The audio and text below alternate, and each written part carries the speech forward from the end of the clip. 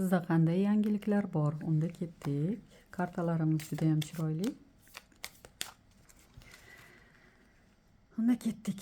Anchadan beri sog'ingan insoningizni topishingiz, ko'rishish. O'zingizga ko'proq e'tibor bering. Yo'q joydan mehmonlar kelib qolishi mumkin. Xursandchilik, sayohat, uzoq yo'l bilan kim bilandir birga yaqin insoningiz bilan borib kelish. Chaqaloq, kimlardadir homiladorlik, chaqaloq tug'ilishi yoki homilador bo'lish. Oilaviy xursandchilik, sizning yangi oilangizga mehmon kelishi yoki oilaviy xursandchilik, farzandlaringiz orqasidan yaxshigina yangilik eshitishingiz mumkin. Kimdir sizning orqangizdan zimdan anchadan beri kuzatib yurishini bilib qolishingiz mumkin. Anchadan beri orzu qilayotgan balandparvoz orzungiz bo'ladi.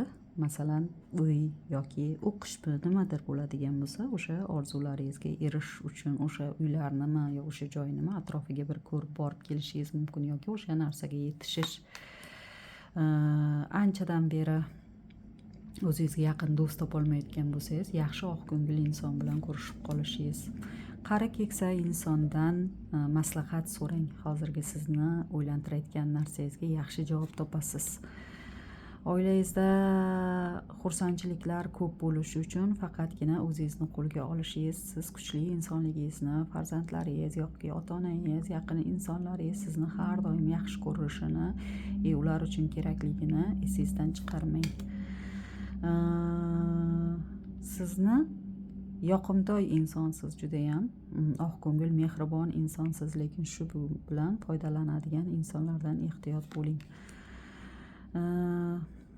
Xursandchilik sovg'a olishingiz borligi, bu narsadan o'zingizni 7-osmonga uchishingiz, favqulodda holatli narsalardan ehtiyot bo'lishingizni yoki kimdir nimadir aytganda ehtiyot bo'lishingizni yoki shovqinli nimadir eshitib qolishingiz mumkin yoki qo'rqinchli nimadir eshitishingiz mumkin. Nimadandir asabiylashasiz, o'zingizni ehtiyot qilishingizni maslahat berardim. Ko'p asabingizni buzmang, bu qisqacha bo'lishi mumkin. Ko'p sizni uyqu bosadi.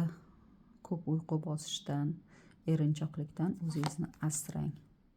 Yaxshi insonlarga mehribon bo'ling. Bularning albatta javobi kelishi. Sovuq so'zlardan e'tibor bermang. O'zingizga ko'proq e'tibor bering. O'zingizni nima deydi? Ko'pincha yolg'iz his qilib qolasiz. Siz kimdandir qanaqadir gapni eshitib qolishingiz chiqyapti kartamizda.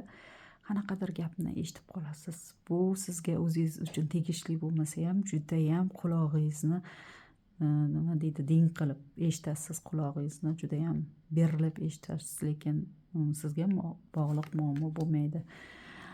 Asabingizni asrang, kim bilandir janjallashib qolishingizga yana tushyapti. Qo'rqmang, hozirgi sizni agar kimdandir cho'chitgan bo'lsangiz, qo'rqmang. U insonni sizga bo'lgan munosabatida yomonlik yo'q. Ko'proq o'qing, o'z ustingizda ishlang. Siz o'zingizga ishoning. Sizdan katta inson chiqishi, kelajak oldindaligini unutmang.